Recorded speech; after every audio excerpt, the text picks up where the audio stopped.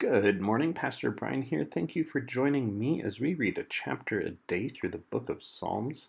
Today, Psalm 24.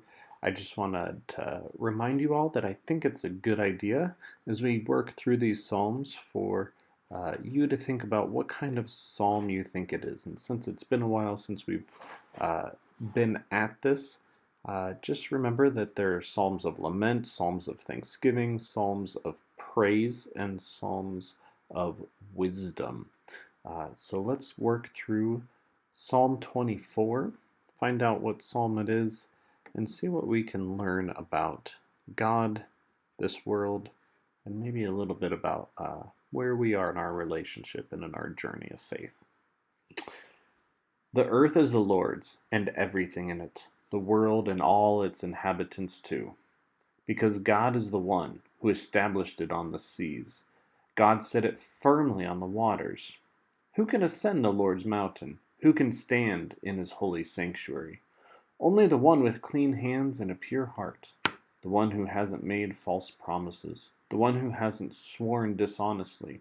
That kind of person receives blessings from the Lord and righteousness from the God who saves.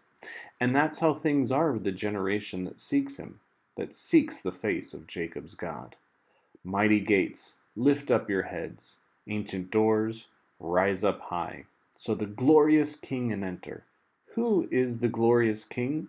The Lord, strong and powerful, the Lord, powerful in battle. Mighty gates, lift up your heads. Ancient doors, rise up high, so the glorious King can enter. Who is this glorious King? The Lord of heavenly forces. He is the glorious King. That is the end of Psalm 24.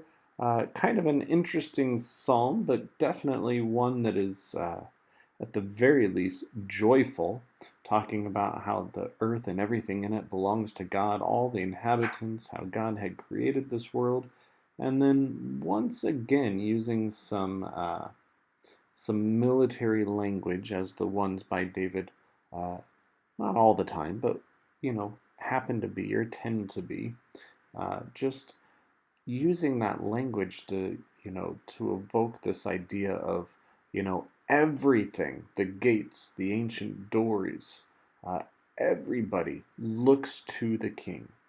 And who is that glorious King? It's God. It is the Lord of all the heavenly forces. Ascribing everything to God, and making us kind of joyful with anticipation of who is this, what's going on, what's happening, so that's kind of the emotions that I kind of get out of this psalm. So what do you think? What kind of psalm do you think it is? What did you like?